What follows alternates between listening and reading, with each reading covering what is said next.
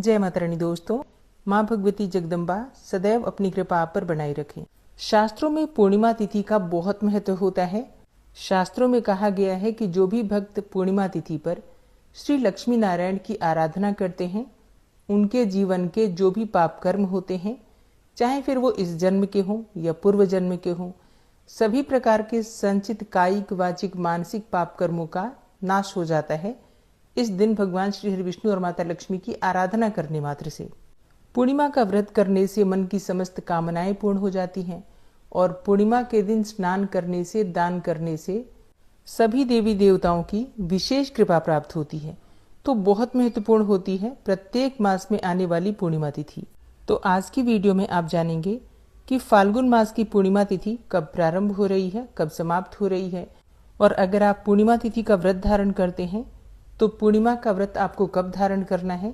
फाल्गुन मास की पूर्णिमा पर चंद्र ग्रहण भी लगेगा। इसके अलावा फाल्गुन मास की पूर्णिमा पर होलिका दहन भी होता है। तो ऐसे में पूर्णिमा तिथि का जो स्नान दान है या फिर व्रत धारण करते हैं तो चंद्रोदय काल का शुभ मुहूर्त क्या है और कब हम पूजा करें, सुबह की पूजा, शाम की पूजा या फिर सत्यनारायण व्रत की कथा, ये हम कब करें। तो आज की वीडियो में आपके इन सभी प्रश्नों के उत्तर हैं। संपूर्ण जानकारी फाल्गुन मास की पूर्णिमा, होलिका दहन और चंद्र ग्रहण से संबंधित आज की वीडियो में शेयर करूंगी। तो बहुत महत्वपूर्ण है आज की वीडियो, पूरा जरूर देखिए। और अगर आपको आज की वीडियो अच्छी लगे तो इसे लाइक भी जरूर कीजिए, क्योंकि आपके लाइक्स, आपके कमेंट्स मेरे लिए बहुत महत्वपूर्ण होते हैं। ये एकमात्र जरिया है जिनसे मुझे पता चलता है कि आपको ये वीडियो अच्छी लगती है और आपके लिए ये वीडियो उपयोगी है। तो अगर वीडियो अच्छी लगे तो लाइक तो जरूर ही किया कीजिए। सबसे पहले जानते हैं कि पूर्णिमा तिथि कब प्रारंभ हो रही है, कब समाप्त हो रही है और फाल्गुन मास की पूर्णिमा किस दिन मनाई जाएगी। देखिए, फाल्गुन मास की पूर्णिमा तिथि का प्रारंभ हो रहा है 2 मार्च 2026 को शाम को 5:55 पर और पूर्णिमा तिथि का समापन होगा 3 मार्च को शाम को 5:07 पर। तो ऐसे में अगर बात करें सूर्योदय कालीन पूर्णिमा की, तो 3 मार्च 2026 को यानी कि मंगलवार के दिन सूर्योदय कालीन पूर्णिमा है। ऐसे में व्रत कब करें। देखिए, फाल्गुन मास की पूर्णिमा 2 दिन मानी जाएगी, क्योंकि चंद्रोदय कालीन पूर्णिमा 2 मार्च 2026 सोमवार को हमें प्राप्त हो रही है और सूर्योदय कालीन पूर्णिमा 3 मार्च को यानी कि मंगलवार को प्राप्त होगी। तो व्रत दोनों दिन में किसी भी दिन आप कर सकते हैं। पूर्णिमा का व्रत आप 2 मार्च को भी कर सकते हैं, क्योंकि चंद्रोदय कालीन पूर्णिमा 2 मार्च को है और पूर्णिमा के व्रत में चंद्रोदय काल का महत्व भी होता है। तो 2 मार्च को भी आप व्रत धारण कर सकते हैं। लेकिन जो भक्त सूर्योदय कालीन पूर्णिमा में व्रत करते हैं तो ऐसे में 3 मार्च 2026 मंगलवार के दिन भी पूर्णिमा का व्रत आप कर सकते हैं। क्योंकि देखिए, 3 मार्च को जो पूर्णिमा है बिल्कुल शाम तक है। शाम को 5:07 पर पूर्णिमा तिथि समाप्त हो रही है। तो चाहे तो आप 3 मार्च को भी व्रत कर सकते हैं और 2 मार्च को भी कर सकते हैं। तो आप अपनी सुविधा के अनुसार देख लीजिए, जो भी दिन आपके अनुकूल हो। और व्रत आप दोनों दिन में किसी भी दिन करें, व्रत का फल आपको समान रूप से ही प्राप्त होगा, क्योंकि दोनों दिन की पूर्णिमा मानी जाएगी। ठीक है, तो पूर्णिमा का व्रत आप दोनों दिन में किसी भी दिन कर सकते हैं, लेकिन स्नान दान 3 मार्च 2026 को ही किया जाएगा, क्योंकि स्नान दान की जो पूर्णिमा है वो सूर्योदय कालीन पूर्णिमा मानी जाती है। तो 3 मार्च 2026 यानी कि मंगलवार के दिन स्नान दान की पूर्णिमा है और सत्यनारायण व्रत की कथा भी 3 मार्च 2026 मंगलवार को ही की जाएगी। तो ये सभी चीजें आप लोग ध्यान रखिएगा। अब बात करें कि स्नान दान और पूजा का शुभ मुहूर्त क्या है। तो देखिए, 3 मार्च 2026 को सूर्योदय काल का समय है सुबह 6:50 पर और सूर्यास्त का समय है शाम को 6:26 पर। पूर्णिमा तिथि का स्नान किया जाता है ब्रह्म मुहूर्त में। तो ब्रह्म मुहूर्त का समय है सुबह 5 बजे से 6 बजे तक। ब्रह्म मुहूर्त में आप स्नान करके और विधि विधान से भगवान श्री हरि विष्णु और माता लक्ष्मी की पूजा करते हैं। इसके बाद दान दक्षिणा निकालते हैं और अगला शुभ मुहूर्त होता है अभिजीत मुहूर्त। तो अभिजीत मुहूर्त का समय आपको प्राप्त हो रहा है दोपहर में 12:15 से दोपहर 1:02 तक। अभिजीत मुहूर्त में आप कोई भी शुभ कार्य कर सकते हैं। अब एक ऐसा समय जिसमें आपको कोई भी शुभ कार्य प्रारंभ नहीं करना है और वो समय होता है राहु काल का, जो कि दोपहर में 3:32 से प्रारंभ होगा और इसका समापन होगा शाम को 4:59 पर। अब बात करें चंद्रोदय काल की, तो चंद्रोदय काल का शुभ मुहूर्त है शाम को 6:30 पर।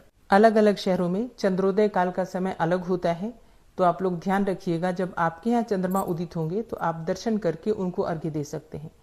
वैसे 3 मार्च 2026 मंगलवार को चंद्र ग्रहण लग रहा है, जो कि भारत में दिखाई भी देगा और सूतक काल भी इस ग्रहण का माना जाएगा। तो ग्रहण कब से प्रारंभ हो रहा है?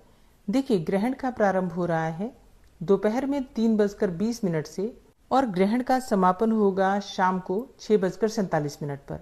लेकिन दोपहर में 3:20 पर भारत में दिन रहेगा, दोपहर रहेगी, तो ऐसे में चंद्रमा दिखाई नहीं देते हैं, तो ग्रहण भी नहीं माना जाता है। शाम को जब चंद्रोदय होगा तो ग्रहण का प्रारंभ होगा भारत में, और शाम को ग्रहण प्रारंभ होने का समय है शाम को 6:22 पर। दिल्ली के चंद्रोदय काल के अनुसार शाम को 6:22 से चंद्र ग्रहण का प्रारंभ होगा, जिसका समापन होगा शाम को 6:47 पर। और बात करें सूतक काल की, तो भारत में ग्रहण के प्रारंभ होने के समय के अनुसार 3 मार्च 2026 को मंगलवार के दिन सुबह 9:39 पर सूतक काल प्रारंभ हो जाएगा।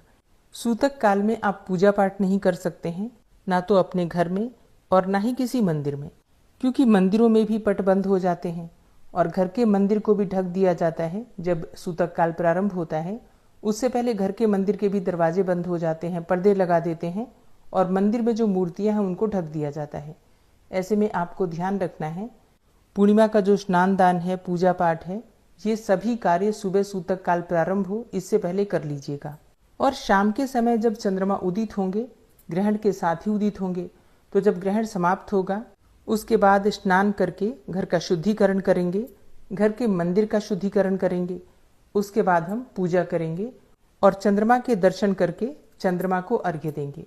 जो भक्त पूर्णिमा का व्रत 3 मार्च को करेंगे वो ग्रहण समाप्त होने के बाद ही चंद्रमा को अर्घ्य देकर और दान दक्षिणा निकालकर उसके बाद अपने व्रत का समापन करेंगे।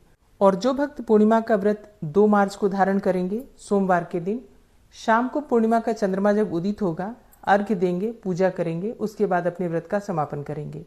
2 मार्च को भद्रा लग रही है, लेकिन पूर्णिमा के व्रत करने में भद्रा का इतना ज्यादा महत्व नहीं है, तो आप लोग व्रत आराम से कर सकते हैं बिना किसी संशय के। और सुबह और शाम जैसे आप पूजा करते हैं प्रत्येक बार, उसी प्रकार से आप पूजा कर सकते हैं।